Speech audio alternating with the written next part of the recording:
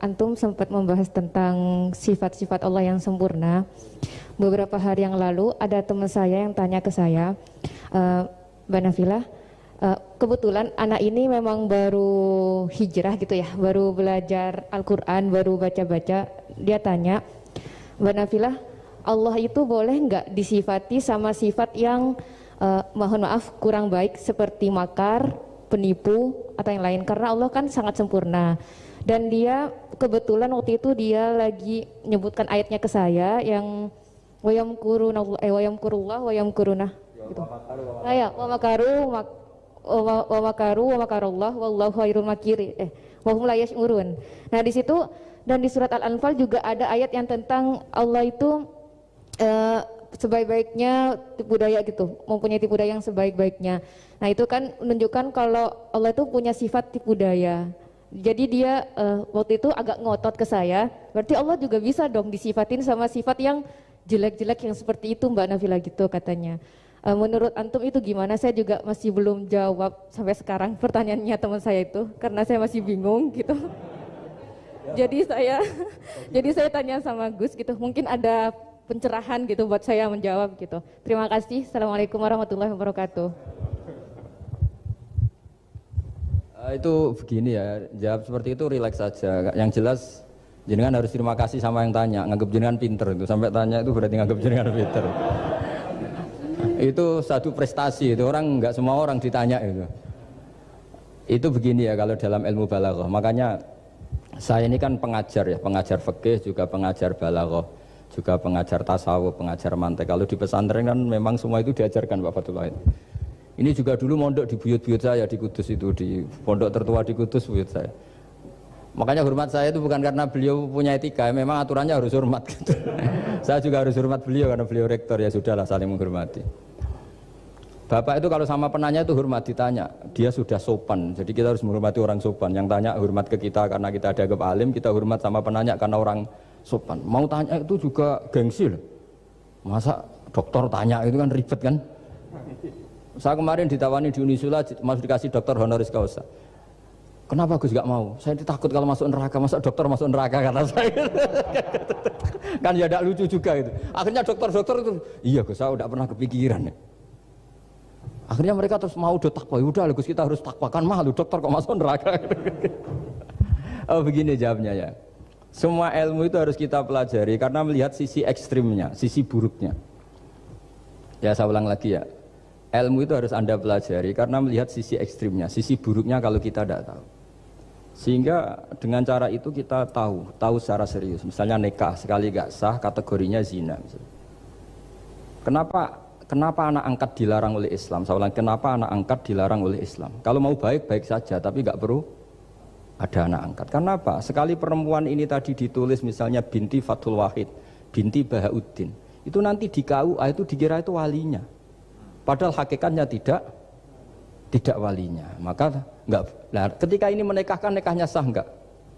Enggak kan? Karena dinikahkan oleh orang yang hakikatnya tidak walinya, itu satu.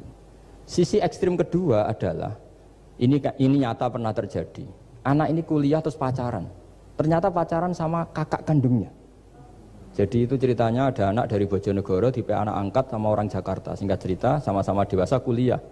Sampai pacaran, sampai mau kawin. Nah, pas mau kawin itu yang lamar adalah Pak D-nya. Pak D yang Bojonegoro datang ke Jakarta. Terus dia ngetik, ini kok rumah yang dulu saya titipin ponakan saya. Ternyata itu adik kandung. Karena si adiknya tadi pakai binti langsung yang Jakarta. Sehingga anak Bojonegoro perasaannya pacaran sama anak Jakarta. Nah, di sini kelihatan betapa hebatnya Islam ketika benar-benar melarang anak angkat dengan makna menasabkan. Kalau dengan makna kasih sayang nggak apa-apa ya, tapi kalau dengan makna menasabkan nggak boleh. Paham ya? Karena ada sisi ekstrim nanti bahayanya tadi. Nah, terus, nah ilmu balaghah juga gitu. Di antara ilmu sisi ekstrimnya ilmu balaghah adalah kalau kamu tidak memahami balaghah, maka kamu akan mengatakan Quran ini bohong. Karena kamu tidak tahu tasbih itu apa. Terus misalnya gini. Allah memaklumatkan di Quran bahwa orang kafir itu sumum bukmun umyun. Sumun artinya itu budak, apa tuli. Bukmun artinya bisu. Umyun artinya buta. Itu kalau kamu nggak ngerti balaghah, maka faktanya apa? Ternyata orang kafir tidak tuli, tidak bisu, tidak buta. Tapi kalau kamu ngerti balaghah akan tahu ini tasbih yang balik, perumpamaan yang sempurna, kesusastraan. Jadi kalau orang muji Nabi itu nggak boleh bilang anta kasamsi, itu kurang keren. Kamu ibarat matahari, kurang keren. Kafnya dibuang, anta samsun, anta badrun. Kamu matahari, kamu rembulan. Nah, kalau orang sedang pacaran itu kalau bilang kamu ibarat bunga, itu kurang keren. Wah, kamu ya bunga saya itu kan terus keren kayak. Nah, itu balaghah. Nah, di antara balaghah itu ada namanya wal ityan bil kalimah lil musyakalah. Jadi mendatangkan kalimat bukan dengan makna semestinya tapi lil musyakalah. Musyakalah itu perimbangan. Wa makaru wa makarawah. Mereka bermakar dengan tipu daya. Wa makarawah, dan Allah pun melakukan itu. Berarti Allah menipu daya mereka. Ya enggak. Kalau dilakukan orang baik itu namanya kecerdasan. Tapi kalau dilakukan orang dolim itu namanya tipu daya. Jadi misalnya gini.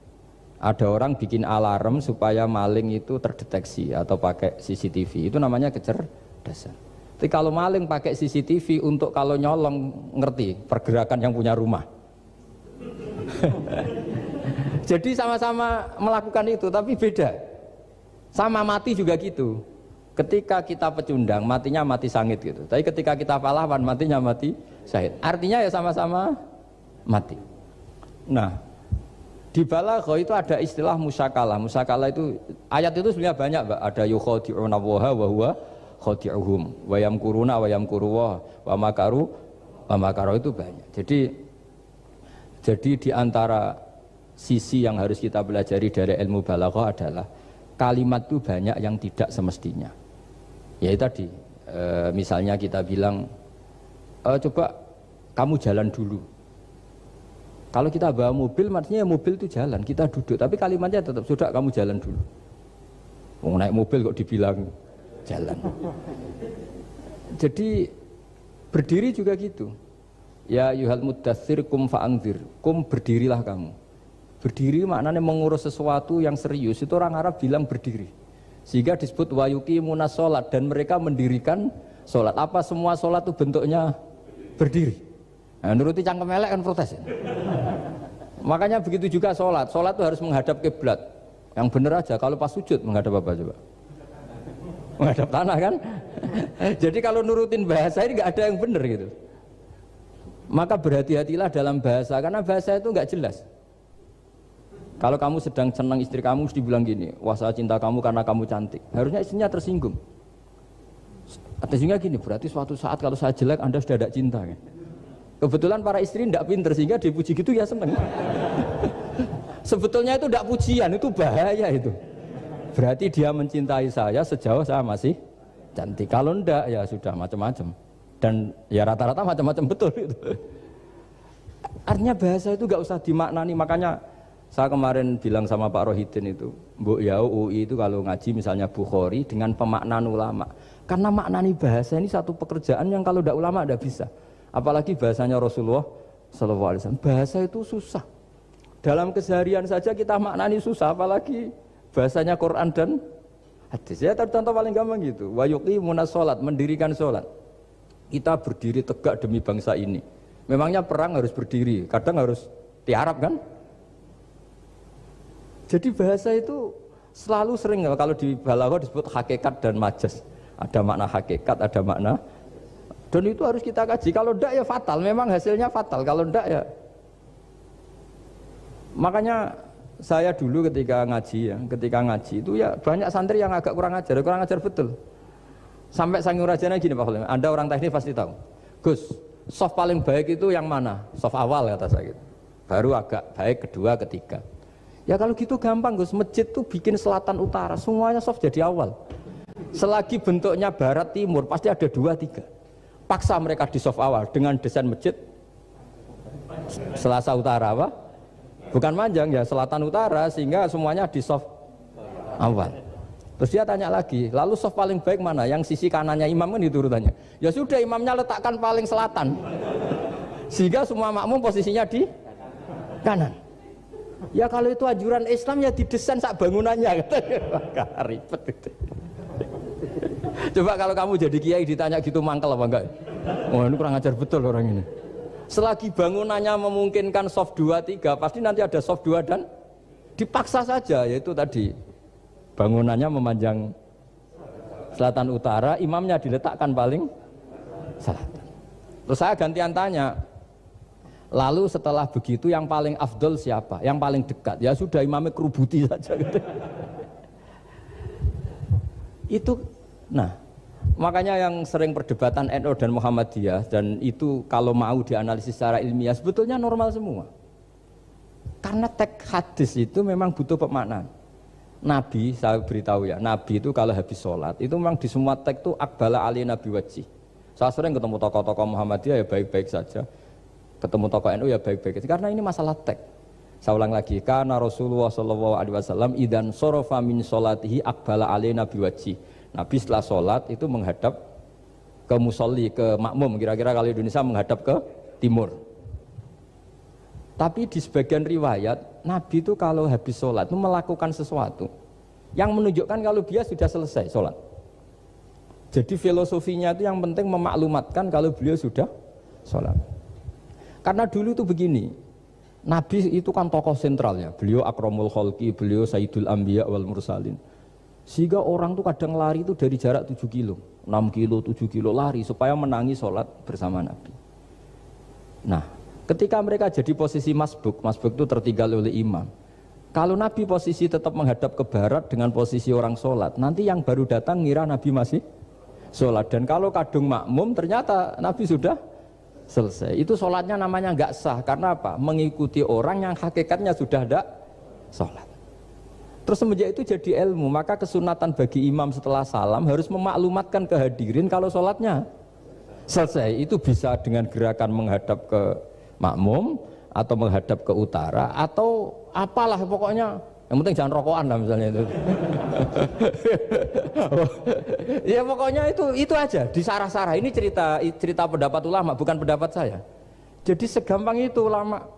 Sehingga ya orang-orang yang alim dari kelompok Muhammadiyah yang lihat NU yang begitu ya biasa, yang alim melihat Muhammadiyah gitu ya biasa. Karena kita ini masalah teks. Apa? Masalah teks. Teks itu mesti orang akan memaknai secara proporsional. Saya berkali-kali menyontohkan kemarin ngaji di Ulil Albab. Wa ma min amin illa wa yukhayyalu takhsis. Tidak ada kalimat umum kecuali terbayang khususnya. Enggak boleh kalimat selalu umum. Misalnya saya contoh paling gampang itu tadi. Cung nak melaku jo plengaan itu. Kalau jalan jangan toleh kanan toleh itu. Semua ilmu adab pasti begitu. Tapi kalau di jalan raya tetap enggak melengak. Tapi itu enggak diutarakan oleh orang tua kita karena anak ini pasti paham lah kalau mau nyebrang jalan ya harus. Tapi kalau kita nasihati kan tetap, Cung kalau jalan-jalan jangan lihat kanan, lihat kiri, jangan. Tapi hakikatnya sama. Cung kowe nak sholat sing anteng tuh kan enggak gerak. Wah ya enggak sah lah, tapi enggak rukuk, enggak sujud, anteng aja. Ada ini cerita. Jadi kalimat itu sesuatu yang pemaknanya itu pasti proporsional gitu. Kalau kamu sholat dinasihati gimana?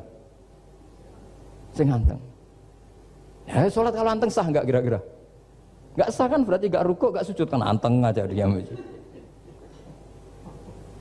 Ya sama, saya berkali-kali nyontohkan istri kamu kalau sedang baik dengan kamu, sudahlah Pak, kamu ingin apa saja tak dukung. Bilangnya apa saja. Tapi kamu jawab, saya ingin poligami. Wah, perkara itu. Padahal bilangnya apa saja. Maksudnya kecuali itu kan gitu. Nah, ya makanya ini cerita lah. Quran itu ada sekian kalimat yang maknanya itu proporsional. Seperti wa makaru. Jadi misalnya gini ya, contoh paling gampang yang populer. Nabi di Gua Thur. Gua Thur itu ya gua Arab ya. Kedalamannya enggak banget dalam.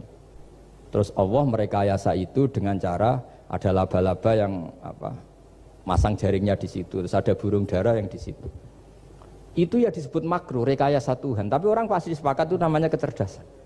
Karena orang kafir yang mengklaim dirinya cerdas, dirinya terlatih, dirinya ahli mendeteksi musuh, ternyata hanya ditipu seperti itu, nggak tahu. Nah karena ini pekerjaan kesalehan disebut kecerdasan. Apa disebut? Tapi andaikan sebaliknya, nyuwun sewu, ada orang lari dari kejahatan, terus merekayasa seperti itu disebut rekayasa karena bentuknya kejahatan. Jadi ada sesuatu yang sama, tapi ketika dilakukan orang soleh itu baik, karena nanti itu disebut kecerdasan. Kalau dilakukan orang dolim itu buruk, karena itu disebut rekayasa. Ya kira-kira seperti itu. Baik, mohon izin satu lagi Ustaz dari komentar YouTube dari Bapak Kristiano Sulistianto. Gus, bagaimana dengan orang bodoh yang dijadikan sebagai pemimpin? Bagaimana dengan pertanggungjawabannya? Sekian Ustaz. Begini ya, kalau bodoh dengan makna kita ini kan biasa mengkaji Quran ya, terutama kita yang di pesantren, yang dosen VAI atau siapa saja yang nekuni ilmu Quran. Ada sisi manusia itu punya sifat permanen yang oleh Allah disebut wa kanal insanu dzaluman jahula. Manusia itu banget bodohnya kata Allah. Sudah banget bodohnya, banget dolimnya. Sehingga kita bilang bodoh itu sebenarnya bukan ngenyek ya. Ya memang manusia mau tidak mau harus bodoh lah.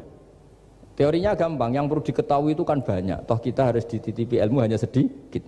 Dari yang banyak tahu sedikit itu namanya apa coba? Bodoh kan? Jadi sifat bodoh itu tidak perlu kita hindari banget. Mbok kita sudah alim, sudah alama, sudah apalah, tetap ada saja yang kita tidak tahu kan? Lalu pertanyaannya gimana kalau orang bodoh itu mimpin? Bodoh apa? Kalau bodoh tentang uang ya bagus lah. Makanya Nabi pernah ngendikan aksaru ahlil jannah al-bulhu. Nanti penduduk surga terbanyak itu orang-orang bodoh. Misalnya ada rektor, menteri, pejabat, nggak pernah korupsi, itu teman-temannya bilang pinter apa bodoh? Teman yang kroni itu bilang apa? Bodoh kan? Oh punya kesempatan, udah diambil, itu namanya bodoh. Tapi kalau malaikat bilang ini pinter gitu, karena bisa mengendalikan apa? Nafsu. Nah, makanya kalau pertanyaannya gimana hukumnya orang bodoh yang mimpin?